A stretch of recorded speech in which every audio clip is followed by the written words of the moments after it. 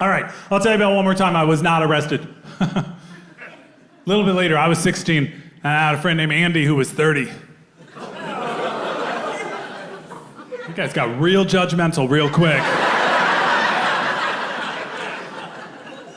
And I understand, because that's exactly how my dad felt.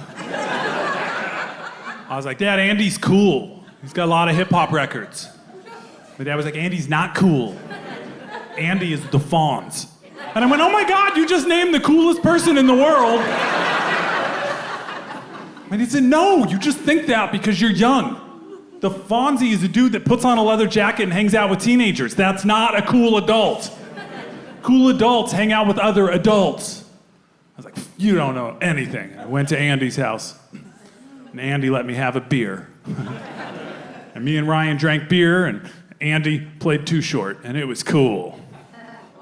And then I started to notice that Andy was having an episode, or he was on something. He was acting very weird.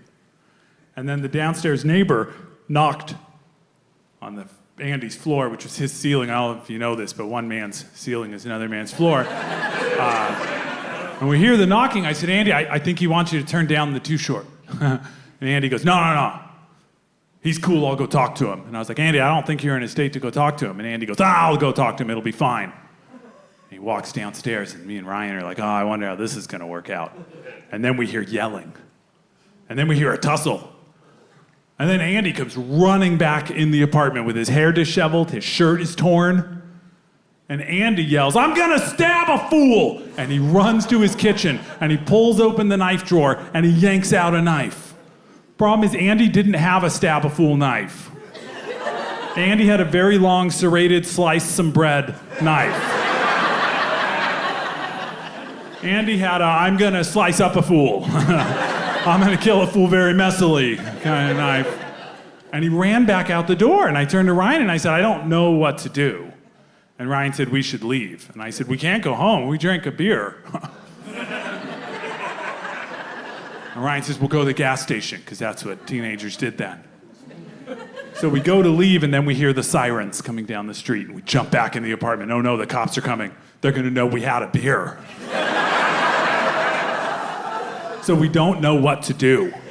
Andy's still downstairs, the cops are on the way, we're trapped in the apartment, and then the guest room door opens. The guest room door had never opened. We didn't know that Andy had a roommate. And this guy that looked like he had been asleep in there since 1969, like Hip Van Winkle, comes walking out, and he sees me and Ryan, and he goes, you, come with me.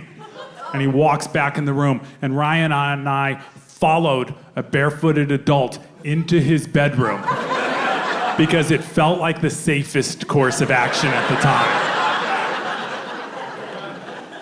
He shuts the door. That wasn't comforting. And then we look, and he has all these guitars on his wall. And he takes one down, and he hands it to Ryan. He takes another one down, and he hands it to me. And then he takes down a third one, and he pulls up a stool. I was like, he has a stool in his room. I started to realize this room was like his gig. Like, he had a residency there, you know? It's where he played every night. And he strums the guitar. Now, I'm not a great singer, but the song that he sang went something like this. We don't know nothing about that noise out there. We're just in here having a guitar lesson. And just then the door opened, and there was a cop.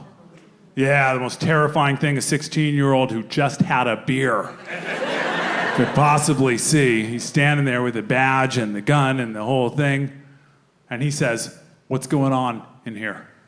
And the hippie looks up at him and says, we don't know nothing about that noise out there. And then me and Ryan sang the chorus, we're just in here having a guitar lesson. Perfectly synchronized. Caught the cop's attention, and he looks over at us, and we're both holding guitars. We have no idea how to hold a guitar. But that made sense. That's why we were getting the lesson. Cop looks back at the hippie who shrugs, you know, like, kids, right? Cop says, all right, you guys have a good night, and he shuts the door. But then the hippie looks at both of us, and I'm thinking, oh no, it's time to pay the piper. And he says, both of you. And he twists his hand into this weird, uncomfortable looking claw. And he says, that's an A chord.